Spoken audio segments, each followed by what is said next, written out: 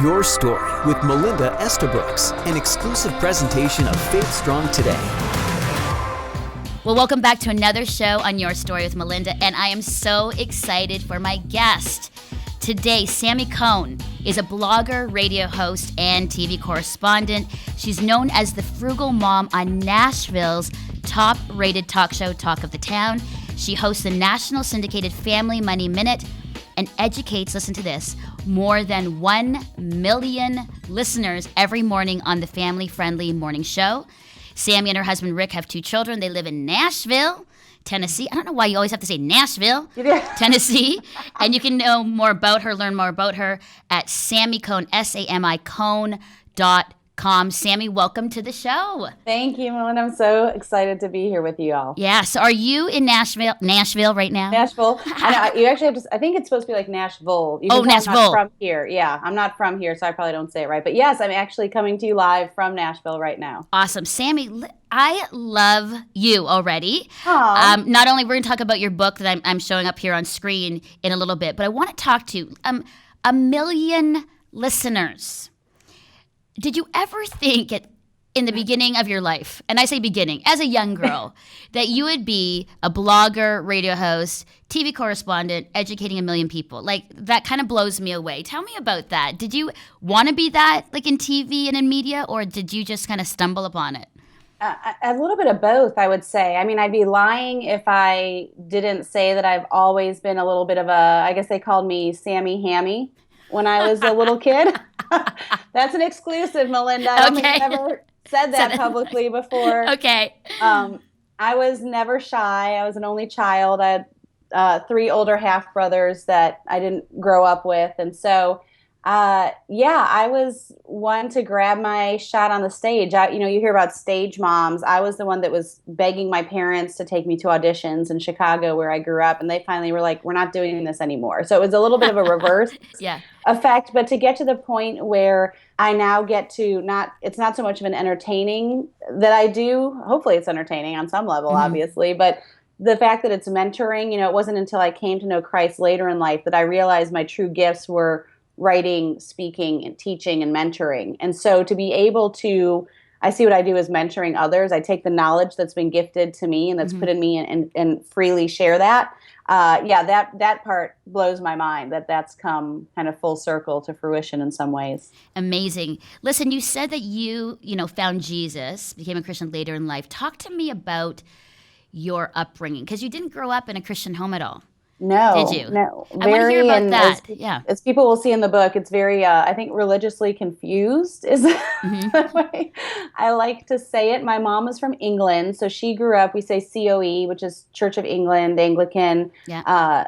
Both my parents actually grew up in religion, but not religious. They grew up with a culture of religion, but neither of them practiced. My father is a first-generation American as well, and was Jewish. And so I had these 2 parents that for the 7 years they were married with me, they didn't really want to practice anything, but they didn't want to give in to the other. So, for instance, at Christmas, we would have a really short Christmas tree, but we called it a Hanukkah bush. I mean, so I can still Baruch Atah Adonai, I can do the Hanukkah prayer, but then I didn't actually get 8. You're supposed to get a gift on each night of Hanukkah. I didn't get 8 gifts. So I kind of feel like I got a little gypped on each side of it, but really it just made me not want anything. If my mom ever talked about going to church, I'm like, no, I think I'm going to be Jewish. If my dad ever talked about going to temple, I was like, I think I'm going to be Christian. That works out perfectly, though. Right? Yeah. If kind of hit them, I was, the bitter child of divorce, Yeah. Not really, but it was one of those things where, especially during my teenage years, after my parents got divorced, and I grew up in a mostly Catholic community in Chicago. I'd go with my friends to CCD and I would count how long they were in confession for. It was just this really interesting mix of a lot of rules that I saw and regulations on holidays, but I never knew any God. I never knew Jesus until later in life. So what brought you there? Because I think I love everybody's story of how they found Jesus, because it's always very unique and the stories are wild for the people that I've interviewed. But how did you finally say, okay, you know what, I want to follow him? Yeah, he's legit. Well, I would say, and I dabbled in church. I'll say that, through high school, college, that sort of thing. But my getting to know you experience, my true conversion experience was after I had finished my master's degree. I became a professional tennis player. Really? And my career ended when I was living in the Bahamas due to a back injury. So I moved to Florida where my mom was then living. And while I was there rehabbing, of course, I didn't want to be bored. I started working in professional baseball because that's what you do when you're young and single, right? So I was working at the time, it was the spring training home for the Montreal Expos and the St. Louis Cardinals. And like any good Chicago girl, I hated the Cardinals with a passion. Yeah. This is about 99, 2000, and they were on top, and it was the McGuire era.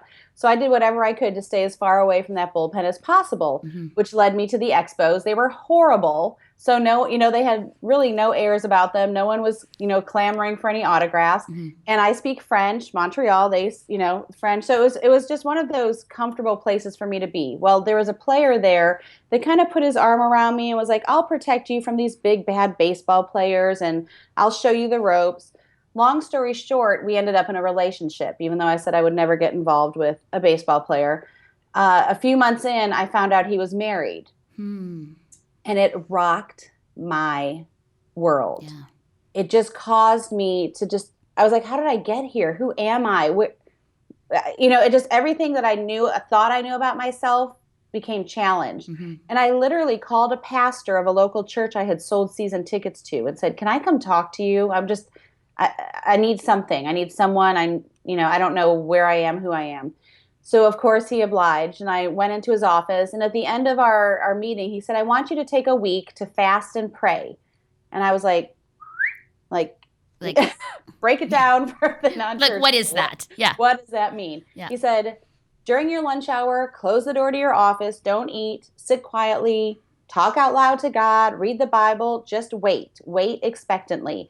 And at the end of that week, it was April 20th of 2000, I literally heard God say, whether or not people like you or dislike you, they'll respect you when you live a consistent life for me. Ooh, and as wow. someone that had grown up as this consummate people pleaser, wanting everyone to like me, looking for love in all the wrong places, it was like this weight had just lifted off my shoulder.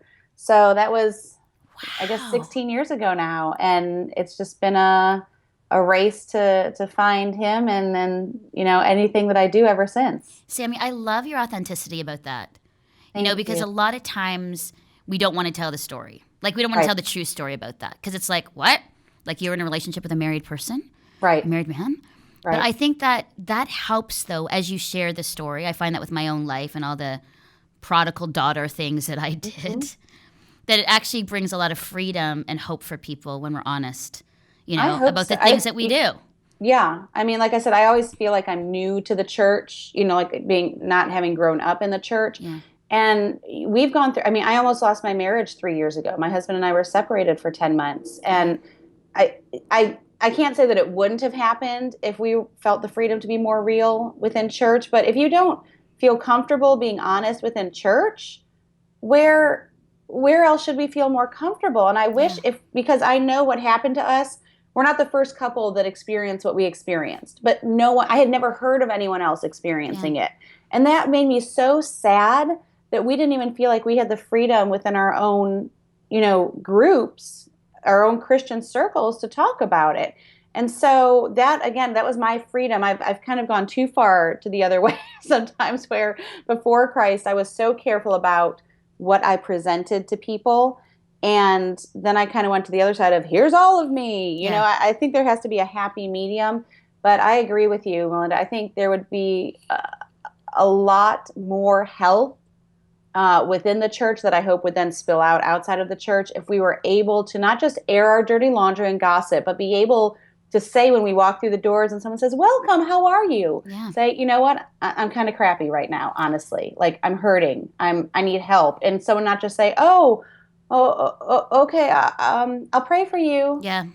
Like, that's what makes people clam up again. So preach that's it, a bigger sister. story. Yeah, I know. You know what? You need to come back, because I think it's the same thing when I was going through my divorce, but even through the struggle of my own marriage, I didn't want to tell anybody. Right. Because, I'm in ministry, I'm on national television, if I tell people like my marriage is crumbling, what will they think of me? I mean, can you imagine? Like here I am going, preaching out that we need to be open, honest within the church context, the body of Christ, unity, support.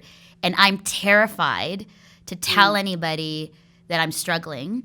And then, when my marriage did dissolve and went through the divorce, I will say though, and I say this as I speak, across Canada, that people responded in such huge ways. Like, Sami, I had letters, phone calls, emails saying, finally somebody is talking openly about this. But right. I was like terrified. And I remember God saying to me, you know what? You need to speak this. I'll give you some time not to share it, but one day I'm going to have you say it. I'm like, I don't want to talk about it. I don't want to talk about the divorce and my failure. Right. And he said, well, it's not, your story, it's mine. And that's like, exactly shoot. It. Yeah, I think that the hard lines is, what to share and when to share it. Yeah. I was pretty open to a point, even as we were going through it, because I'm like I said, I'm on TV, I'm on radio, I do a daily dashboard video every weekday. And I'm like, I'm not going to pretend like I'm okay. Now, that being said, I'm not going to share every detail, and I still haven't shared every detail because I realized even in the midst of my pain and my hurt and my anger, this is our story. Yeah. And if I believe that God is a God of hope, and I believe that we can be reconciled, and I know that this is not just my husband, but my children's father, I'm not going to air something, and when I say air something, I mean speak anything, regardless of if it's on camera or not, that I can't take back. Yeah. Absolutely. And so there's a fine line between saying I'm not okay and I have to be okay with not being okay because I have hope and, but I just need you to know I'm not okay right now, while also saying, can you believe this is what we did, da, da, da, da, da, da, da. And so we still haven't shared our whole story because it's not just my story. And I think that's the problem, is that sometimes people upchuck everything without realizing all the levels of people that it affects. My kids were 7 and 8 when this was all happening. They needed to know an age-appropriate amount of what was going on. This past Valentine's Day, which was, like I said, about a 3-year anniversary for us, we sat down and even on Valentine's Day said to our kids, look, remember when this was going on? What do you remember from it? And we took a kind of a temperature read, and we're like, that was true. However, there's a little bit more that we didn't share at the time because of your age. And again, we didn't tell them everything, but we told them a little bit more. Yeah. And as because they're 10 and 11 now. So as they get older into their teenage years, I know my son, my husband's going to have deeper conversations with our son. I'm going to have deeper conversations with our daughter. But it's an ongoing conversation, both with the parties involved as well as it needs to be with the church as a whole. Absolutely. Sami, from somebody in the media, in like TV, radio, podcasting, I guess I'm just talking to you. How do you kind of protect yourself? I mean, you're a Christian woman. How do you protect yourself from all the kind of expectation, people recognizing you in the spotlight, and in your own sort of faith walk? Because I mean, it's great to talk with somebody who's in the same place, because some people understand it, some people don't. They put you at celebrity status sometimes, and you're like, oh my goodness, I'm not that. But you kind of have to walk in a different sort of almost arena in a way. How do you do it well? It's your own sort of like spiritual walk with Jesus. I don't know if it's it's something that I'm always working. I will say I'm always working on it. I learned, this is also another kind of marriage picture, but I learned from my mentor, Jackie Kendall, that you never arrive. Yeah. I think for so many years I felt like, well, if we can just get to this milestone, then we're good to go. And she kind of joked, she's like, no, it never, whether it's your spiritual walk, whether it's your marriage, you never arrive. There's not a finish line. And that both frustrated me and encouraged me that, okay, I haven't gotten there yet. Oh, you mean there's not ever like a safe, good place? But that also encouraged me to know that I just have to keep working. That being said, I think living in Nashville is one way that helps me because I'm still really a small fish in a big pond here. When you are in the grocery store with like Keith Urban and Faith Hills, like you're not that big of a deal. Now, granted, yes, we sit down at a restaurant. We were at a family-style restaurant a little while ago, and someone sat down, and they're like, I know you. My husband's like, oh, here we go. I know, yeah. So for me, you asked in the beginning, though, did I ever see this? I still don't see myself as someone that people know. Even people that I meet, like at church, I'm surprised when they remember my name. So I think part of it is just a posture of, I'm just like you. You have to have that posture of, whether you're on camera or not, you're just as valuable in God's eyes. So I really try to remember that. And maybe it's from my insecurities growing up. I'm always surprised when someone remembers who I am. So it's a little bit of that from a, how do you carry yourself? I'll tell you, having a book about raising your kids definitely helps keep me on track when I'm in public, because I know people are like, wait, didn't you write that parenting book? You weren't just yelling at your kids, were you? You're like, no, shoot. No, that wasn't me. Yeah. So yeah, that definitely helps. But I will say, I just, it's not a one and done thing. I took a big step back because my book was coming out in January, for instance, because my husband travels a lot. I had to really take a step back this, past 6 months to know that my first priority is my family. So, I'm an adjunct professor. I didn't teach on campus this term. I help with I help other companies with their blogger relations. I stepped back from all those side jobs.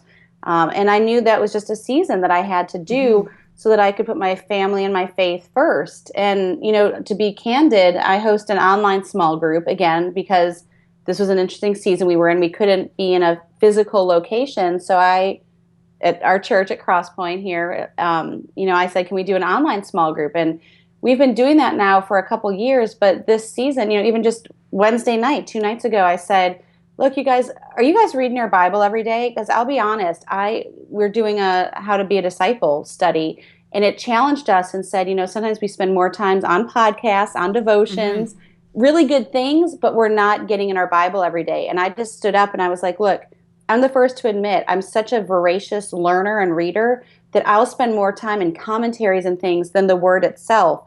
And so we literally challenged each other, and we've been doing it every morning, to say, let's read through James this week, because that was the last study we did. Let's not just say we did this study, check it off, and move on. Let's go back and let's actually read through James again this week, so that we're turning the pages of our actual physical Bible each day, because we all admitted we had gotten away from it and we weren't doing it every day. That's awesome. That's kind of a long answer. Yeah, but that's good. Listen, you talked a lot about the book. And I love this book. This is the book, Raising Uncommon Kids. I want our viewers to see it. 12 biblical traits you need to raise selfless kids. I've read through it, Sami. Really great. As I move into getting married, Sophie and Nathan are going to be, kids that I'm going to be impacting and influencing. It was such a great resource for me. Thank you. Let's tease our listeners and viewers about it, because we can't go through 12. Right. Of the biblical traits. But why did you write this? Let's start off with that just quick. Why would you write Raising Uncommon Kids, and that you felt that there was a need to raise selfless kids? Why is that? Well, obviously it's because I'm doing it perfectly, and I felt the need to share. No. Yes, absolutely. You're like, I'm doing it perfectly, and I'm just going to share all my wisdom on that. Right. Hopefully people will find it's quite the opposite. It really came from a place of my own need. There was a moment when my daughter was 7, and I had one of those, like, I'm going to shake you senseless if I don't walk out of your bedroom right now moments. And it was really we have our compassion kids that we sponsor. Their pictures on the fridge. And that night at dinner, we had been doing this, you need to eat your food because they don't, Gabrielle doesn't have food, and you should be thankful you have homework because she doesn't even get to school. All those things that before you're a parent, you say you're never going to say to your kids. Yep. I had said to my kids. And so I really felt like she was being so selfish. And I was putting her to bed. I had to walk out of her bedroom, and I fell to my knees. And I don't always hear God speak, but it was one of those, God, you have got to give me a word or I'm going to kill my kid. Like, I just was about to lose my ever-loving mind. And so he planted this fable in my head that, of course, starred my daughter, which always helps when you're trying to reach a 7-year-old. Yeah. And basically I went back in, and the essence was, I said to my daughter, Karis, do you realize that the pictures of Gabrielle, those clothes she's wearing in the picture, maybe her only clothes. She may not even have pajamas. And I swear to you, my daughter bolted out of bed and said, what do you mean Gabrielle doesn't have pajamas? How can she not have pajamas? Like, because my daughter loves being in pajamas. It's the first thing my kids do when they come home from school. They feel like superheroes. They love their pajamas. And I kind of sat in this silent amazement, realizing not that she didn't care that she wasn't being fed, but like, malnourishment, not getting to go to school, not living with your parents, that didn't touch her. But not having pajamas all of a sudden made her want to start this like worldwide help organization. And so it made me realize that I need to get to know my kids better. And it also dawned on me that everything that I was doing that was selfless or volunteer in nature, tithing, there's not a lot of volunteer opportunities for kids. My kids weren't seeing that. So I needed to start modeling that behavior starting within our own home, because let's face it, our kids are not going to be compassionate if they don't even know what it means to be loving and respectful inside of the four walls of our home. So that was the jumping off point for this. Well, what I think is so convicting, Sami, is that you say the key to raising uncommon kids starts with you. Shoot. Yeah, really? Right? Really? It starts with me? Because I just want to tell them what to do. All of us do. Right? And then you go, no, it actually starts with you. And then all of a sudden you have to take a big pause, a big pregnant pause. Right. Breathe in and be like, oh, wow. Because that means then that everything I'm doing in the home, how I speak, how I act, they're watching. Right. They're modeling, they're mimicking or whatever they're doing. And that kind of freaks you out a little bit. Yeah. I say this is less of a parenting book as it is a book for parents to hold a mirror up to themselves. Yeah. Because kids really are a reflection of, I feel like, at least for me, my kids are the reflection of the best of me and the worst of me. And, I share a story in the book about how my kids are only 19 months apart. So they were both strapped into their car seats when they were, top preschool age. And all of a sudden this car pulled out in front of us on the road. And I hear my daughter, again, not more than 4, go, "Come on." I was like, pretty sure they're not teaching road rage in preschool. So where the heck would she have gotten that from? Where would she? Must have been her father. Yeah, it must have been her father. So it is, though, but then also when I see the kindness or the way that they speak to each other, and I hear words that they wouldn't have gotten unless it was from me, that encourages me. So, some people say, well, I don't have kids, or I'm a grandparent. I say, really, these are 12 characteristics taken straight from Colossians 3 that all of us need to embody. And what it is, if you look in Galatians, for years I thought it was the fruits of the Spirit in Galatians 5. It's the fruit, singular. It's all of those characteristics that come together to make up the fruit. And that's what this is. It's the idea that we want this quick fix in our microwave culture to make our kids kinder and more compassionate, when really, unless you kind of take this stair-step approach, and it's not a method, it's not a do this and you will definitely end up with great kids. But I wrote it, with these 12 chapters in hopes that parents might even take 12 months to read it, or maybe 12 weeks, and you focus on one characteristic at a time. Because if you try to upchuck all this on your kids, it's too much. Yeah. It's just like a diet. If you come home and say, okay, I know we've been having pizza and McDonald's every night, or Tim Hortons, or whatever it is, right? Ah, that a I girl. love my Tim Hortons. Me too.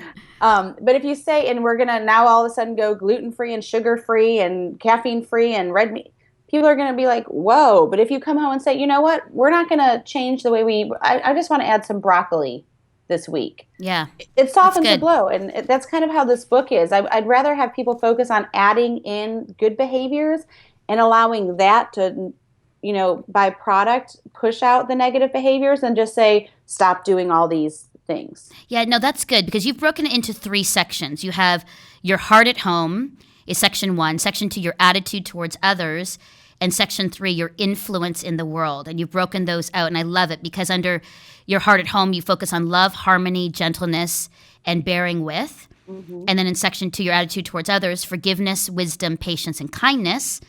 And then in section 3, your influence to the world, gratitude, peace, humility, compassion. This isn't just for kids. I mean, honestly, this is really for everybody. Right. Like, I'm looking at it going, wow, this is for me too. I mean, these are things that I need to focus on in my own life. But we have a little bit of time. Let's talk about, just quickly, like in section 1, your heart at home, you focus on love, which is God. You talk about, we want more stuff, but you're saying, we need to focus on God with our kids in this section of the book. Yeah, because honestly, if we don't start with that, the rest of this is pointless. If Yeah. children, if we, I mean, and like I said, this is really towards us as parents. If we don't understand the love that comes from God, we can never fully give love. Hmm. And so the rest of this becomes meaningless. I mean, how can you expect your kids to care about someone halfway around the world in a country they don't know, people they've never met, if they don't care about the people that they spend every waking hour with? And so, you have to be able to receive that love from God and believe it Hmm. and somehow be able to share it with your family if you want any of the rest of this to stick. Beautiful. Your attitude towards others, you talk about kindness, and you focus on sort of like your neighborhood. Yeah, it's something that's been lost. And let me say too, Melinda, is that with each character focus in each chapter, there's a prayer focus, because nothing drives me more nuts than reading a book like this and saying, yes, yes, I need to do this, but they never tell me how. Yeah. So at Good. the end of each chapter, I've added a make it practical section that has 5 or 6 ideas, but there's also a prayer focus. So not only do the characteristics build on each other, but the prayer focus builds. So just like in that first section, it talks about how to put this into practice with parents and siblings. As you mentioned in your attitude towards others, it looks at how do we put this into practice in our neighborhood, So good. at school, at church, because I mean, let's face it, neighborhoods aren't what they used to be. No. And it's amazing how just a simple knock at your neighbor's door without trying to, the kids trying to sell them wrapping paper they don't need or a summer sausage they're never going to eat, just to say, hi, do you need help? Or introduce yourself. Maybe you haven't even introduced. We just moved into a new neighborhood. It was right when I was writing this book, and we literally set up lawn chairs on our front door, on our front yard, brought out lollipops and chips, I think. Like, it wasn't a fancy spread. Yeah. We knocked on neighbors' doors and said, we'd love to meet you, and they might have thought we were crazy, but we don't spend a lot of time walking around, at least in our neighborhood. You don't see a lot of people walking around. So we had to make time to make ourselves available in order to start those relationships. Amazing. I love that. Lollipops and chips. Perfect. Yeah. And finally, in the third section, your influence in the world. You have gratitude for the city and then compassion for the world. I mean, those are just 2 of them, but those are great ones too. I love those. Yeah. Well, and like I said, I end with compassion because I pray that's, the culmination of what we're doing. And when you get, we talk about this is important for us, but what I realized in my kids is that they don't feel like they have the 2 things that are most valuable in our society, which are time and money, right? Our kids feel like, well, they don't have their own money except for what they get for birthdays or odd jobs around the house, until even teenagers that are working, they don't have a lot of extra to give. Time, we kind of lord over their time, right, until they're 18. So they felt kind of like, well, this isn't for me because it doesn't apply to me because I have nothing to give. And so through the book, like I said, there's a lot of ways, even practical ways for teenagers. I talk about in that last chapter of compassion, help your kids to use social media for good. If they have a smartphone, pick a cause that they're really, passionate about, and just say, for that day on Instagram or Snapchat or whatever the kids are into, these days, dedicate your feed, tell your friends, look, I'm taking 24 hours to help spread the cause of Compassion International or, of Operation Christmas Child, or to help abolish, human sex trafficking. And instead of taking selfies and duck faces and look at my lipstick, right? Yep, exactly. Start, taking pictures and, screenshots of this cause that even if it affects one of your friends or one person, or that hashtag gets known by someone that never knew it, that's something. That's something that wasn't before. And so we have to stop feeling like, we have to be a YouTube star in order to make a difference. Or, our kids are growing up in this really social media saturated world. And as a blogger, I can't, poo-poo it away by any means. Can't believe I just said poo-poo it away. But I like it. It's good.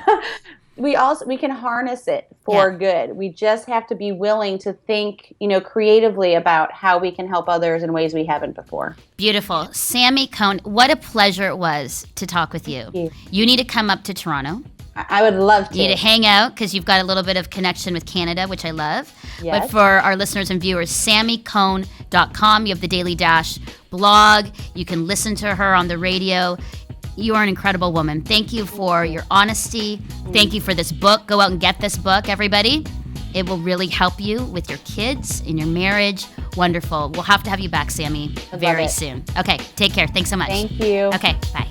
Your Story with Melinda Estabrooks. Listen for new episodes every Monday and subscribe to the podcast at faithstrongtoday.com.